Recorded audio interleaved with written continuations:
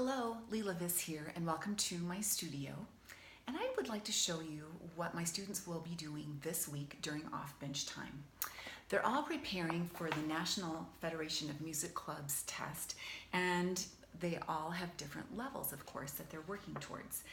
And all of them have a certain level or amount of scales that they need to know for the test. So it's scale day today. We're going to be reviewing scales. The first way they'll do that is with an app called TwoNewToe. It's just a great app for reviewing and drilling things.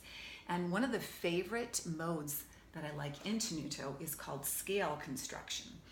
And I'll just show you, this is asking me to spell or construct a D major scale. And D major scale needs two sharps, which I'm hoping my students remember because we've been reviewing that a lot. So it needs an F sharp, so I tap on F, and it needs a C sharp, so I tap on C, and I add the sharp, and then I click submit. And then it plays it for them too, just reinforcing that sound. I like that. So after they do some drills on TwoNewToe, then I would like them to practice drawing those scales because they have to do that for that test.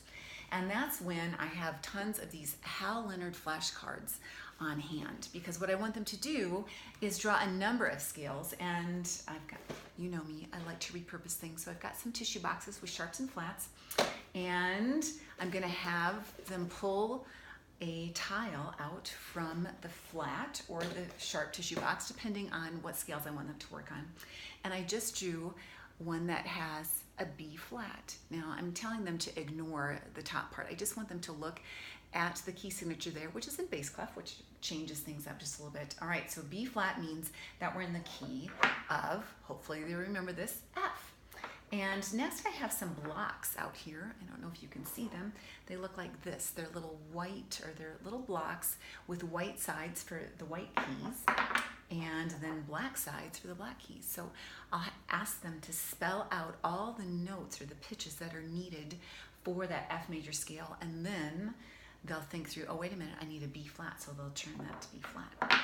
Next, I'll have them draw that scale on the staff card. Now, I've already drawn the note heads, which that's why what I asked them to do first. Of course, draw the bass clef, and then I asked them to add in the correct accidental, which we need, of course, B flat. And then here's another neat learning moment. They can add the stems. Now stems are as long as an octave, which is a good teaching moment as well. And then, of course, knowing when the stems go down on that middle line, all kinds of reinforcement going on there about notation. Now, once they've finished those tasks, they may have some extra time. And if you've been hanging around a little bit on my Facebook page or Instagram account, you'll notice that I've made these infographics. I'm so excited about them. And they're at my blog, 88pianokeys.me. You can print them off yourself. My studio is focusing on the Romantic period. And specifically, my students have been focusing on the Robert Schumann, Clara Schumann, and Tchaikovsky. They've read a little bit about those three composers, and then I've invited them to create flashcards in an app called Quizlet. So I've looked through all the flashcards that they created that they got from different resources, and now everyone's going to study everybody's flashcards. And you can study it just by going to the cards, and it says first name, Peter Ehrlich, and you can tap on it and learn, oh, that was Tchaikovsky. Then you go to the next one, received payments from a wealthy Russian widow who he never met.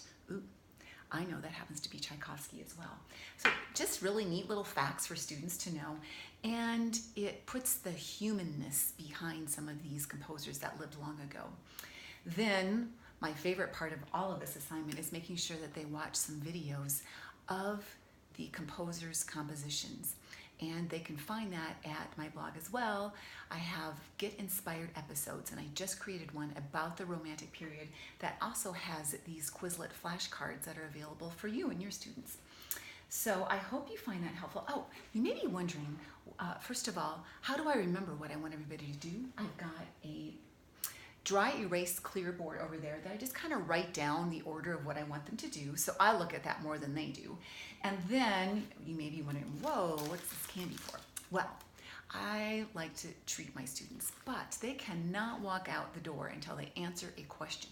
And usually I'll ask, oh, how do you spell the F major scale, or tell me one fact that you learned about Schumann. I want them to tell me something that they learned during this off-bench time. So please let me know if you found this helpful. I really want to encourage you to add the off-bench component to your teaching. It really helps solidify so many of the concepts that you want students to know, and it gives you more time to do that. All right, happy teaching. Take care. Bye.